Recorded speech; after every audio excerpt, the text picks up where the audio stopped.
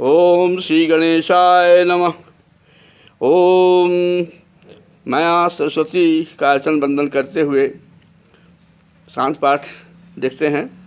ओम पूर्णमदः पूर्णमिदं पूर्णात् पूर्णमुदच्यते पूर्णस्य पूर्णमादाय पूर्णमेवावशिष्यते। ओम शांति ही शांति ही शांति। ओम हरि ओम तत्सत्। कल उपनिषद क्या कहते हैं, मैं ईशावास्योपनिषद, केनोपनिषद, कठोपनिषद, प्रश्नोपनिषद और मांडूक्योपनिषद के संबंध में चर्चा किए थे। इन सब में एक ही बात घुमा फिरा कर कही गई है, वह यह है कि ईश्वर एक है और कण कण में व्याप्त है, और जो इनको भजता है, परमात्मा को, परमेश्वर को, परमब्रह्म को भजता है, वह हृदय में बसता है। हृदय के अलावा वह ब्रह्मांड और परमधाम में बसता है। लेकिन यदि हम ईश्वर को तुरंत देखना चाहते हैं तो अपने हृदय में देख सकते हैं, और वह निश्चित रूप से बसता ही है। हाँ, दिखता तब है जब चिंतन करते हैं, उसका ध्यान करते हैं। यदि हम चिंतन और ध्यान नहीं करते हैं, ईश्वर हृदय में रहते हुए भी हमको दिखाई नहीं देगा। इसलिए आवश्यक है कि हम यह विश्वास करें कि ईश्वर हमारे हृदय में ही है। आज हम चर्चा करेंगे ऐतरेय उपनिषद के बारे में, जिसमें अम्भ, मरीच, मृत्यु, आपस लोक का सृजन किया था परमात्मा ने। फिर लोकपाल और हिरण्यगर्भ बनाया था। फिर अन्न, मनुष्य, और इस तरह से अपना स्थान बताया था हृदय, ब्रह्मांड, परमधाम। मुंडकोपनिषद में आज सबसे महत्वपूर्ण बात यह है कि अग्निहोत्र करने के लिए हर मनुष्य को परमात्मा ने बताया है, और इसमें यह बताया गया है कि हम अग्निहोत्र नित्य करें ताकि देवताओं को, परमात्मा को हवि प्राप्त हो, और उससे जब वह उस समय हम करें अग्निहोत्र जब वेदी में दीप प्रज्वलित हो जाए, अग्नि प्रज्वलित हो जाए, 7 ज्वालाएँ निकलती हैं। कृष्ण कराली मनोजवा सुलोहिता शुभधाम स्फुलिंगिनी विश्वरुच ज्वाला सप्त सुधोम। 7 प्रकार की ज्वालाएँ निकलती हैं, और जब 7 प्रकार की ज्वालाओं में से जो शुभ ज्वाला है, मनोजवा, सुलोहिता, शुभधूम और विश्वरुचि, ये निकलने लगें, तब जाके हमको मतलब उसमें अग्निहोत्र करना चाहिए और भगवान का ध्यान करना चाहिए। आ धन, ऊ, धन, मा, आउम 3 वर्णों से बनता है ओम, और ओम का ही, परमात्मा का मुख्य नाम परमात्मा का जो है वह ओम है, और ओम नाम से ही हम भगवान का अर्चन करें।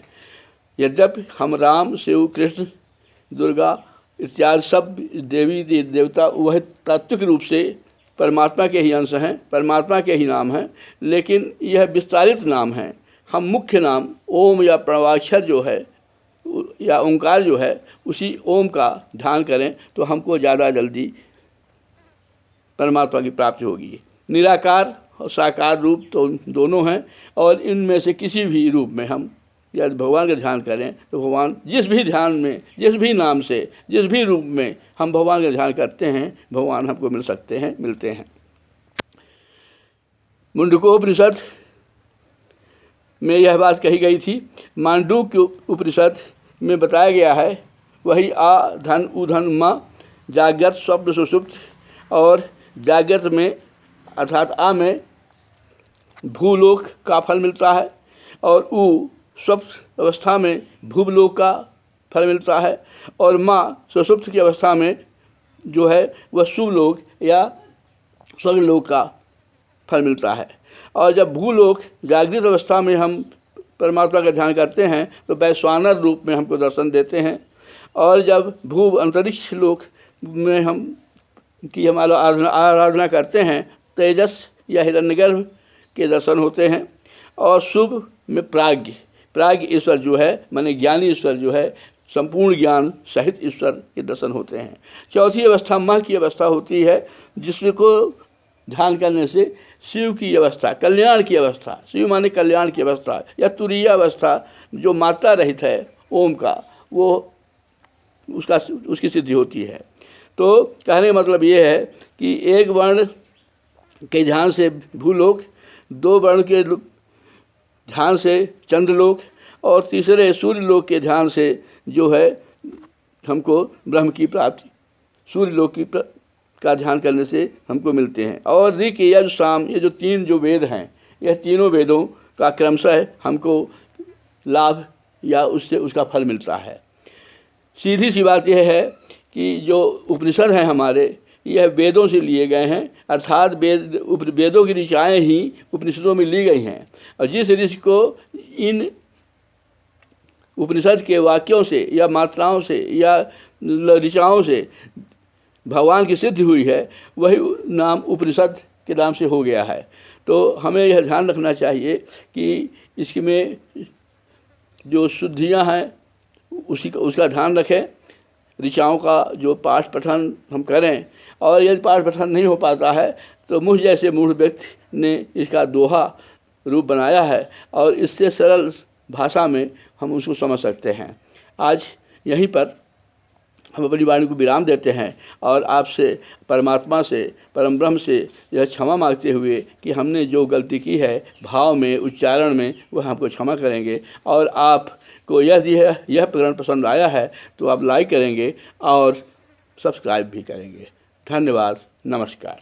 और अंत में शांति पाठ करते हैं। ओम पूर्णमदः पूर्णमिदं पूर्णात् पूर्णमुदच्यते पूर्णस्य पूर्णमादाय पूर्णमेवावशिष्यते। शांति ही शांति ही शांति। ओम।